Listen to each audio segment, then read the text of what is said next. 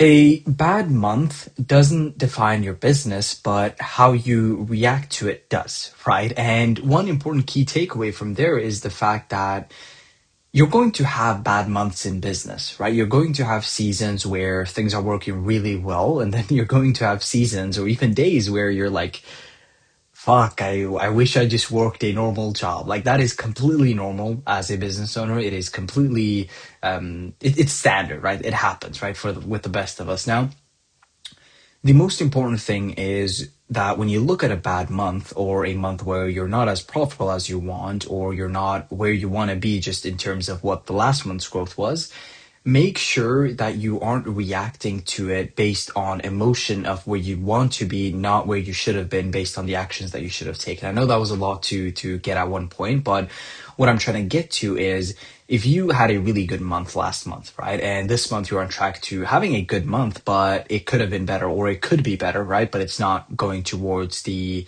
month that you wanted as, right? The most important thing to realize is the fact that if you have a bad month, look into your numbers, figure out why was it a bad month, right? What happened? Like what did you not do that you were supposed to do? Or what did you do better last month that you didn't do as good as you should have this month, right? There's always going to be something behind it, whereas it is your fault at the end of the day, right? It is on you that you didn't achieve or you didn't get to where you wanted to get to, right? So understand what the issue was first and then look at the solution for it, right? Second thing is, for example, I've more recently had to get this ingrained into my brain because I remember when I first started out and I kind of just flushed all my money into ads and I was profitable in that end. So what I should have done is just reinvest rather than trying to look at my numbers and be like, holy shit, I should try to keep as much as I can and I should try to save as much as I can because I mean, this is a topic for another time, but saving money, especially when you have aspiring and like these big goals of being like a business owner and actually achieving a lot of stuff is you cannot save yourself to there, right? The same money that you have today is not going to be worth the same in 10 years. So you should rather utilize and leverage that money towards skills and stuff that is going to allow you to elevate, right? Allow you to get better, right? To be able to make more, make you more valuable in the market, right? So now, obviously, that's a sidetrack. I started focusing heavily on like saving money and having as much cash as I can in the bank, which is good, which is fine, and it's there's nothing bad about it. It's just the fact that yes, I could be 20 with 100 grand in the bank, right? But what do I really get out of it? Why would I not want to be 20 when I can make 100 grand a month, right? So you should always like strive to be able to get to a certain point in MRR, make that every single month, because at that point the saving gets easy, right? If you're at 100K a month and you're saving let's say your profit margins are 50% and you're saving 60%, what's that like for quick math's sake? I can't be asked to do that. Let's say your profit margins is 50% and you're saving 60%. Yeah, you're saving about 30 grand a month, right? And at that point, you do that for a year, you've already saved up $360,000, right? In 2 years, you've already saved up $720,000.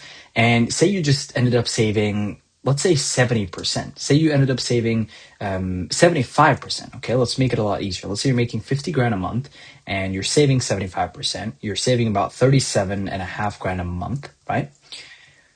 Do that for about 2 years and you've almost saved yourself $1 million, right? So the point is like you're always going to be able to save stuff and like compare that to making and saving 5 grand a month. If you're saving 5 grand a month in 24 months, you've only saved 120 grand.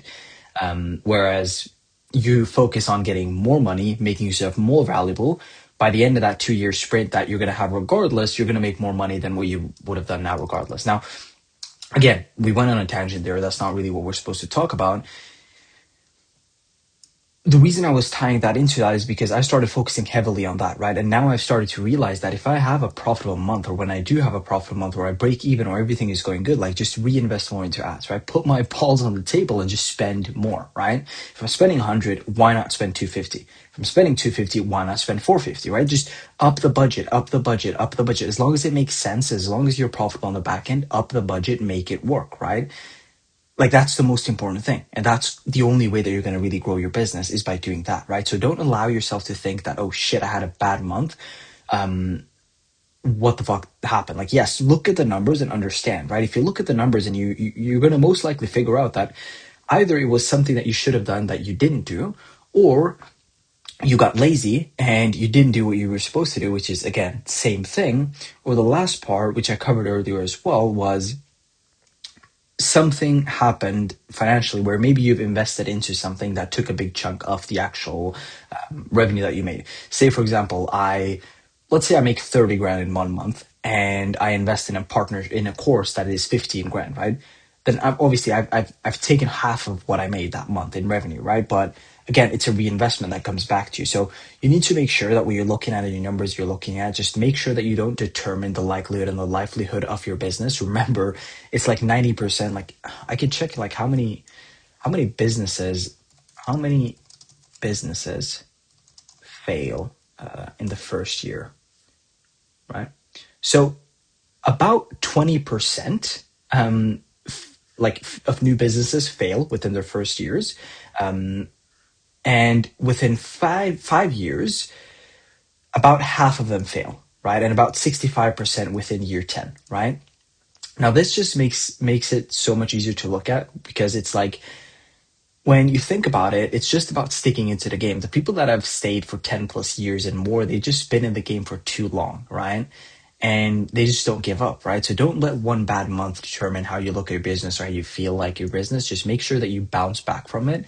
You look at it and you're like, okay, this happened. It's temporary. I'm good. I have cash. I have this. Like, I'm all good. It's still me. I'm learning. Let's make it better the next month. Like, that's going to be your main focus. As long as you can make that your main focus and you can continue on making yourself better and elevate your skills, the good months are going to come. Like, there's so many of them, right? So just make sure that you don't get too caught up on the fact that you have to make every single month perfect. Like, some months aren't going to be perfect, and that's fine. Just make sure that you don't have that as an expectation, and keep working towards your goal. You're going to crush every single milestone and you're going to make it, man. And that's the main thing. Appreciate you guys watching this video. If there's anything else or any specific topics you guys want me to cover, leave a comment on that as well, and I'll make sure that I can cover that for you guys as well. Thank you for watching this video. I will see you guys tomorrow. Peace out.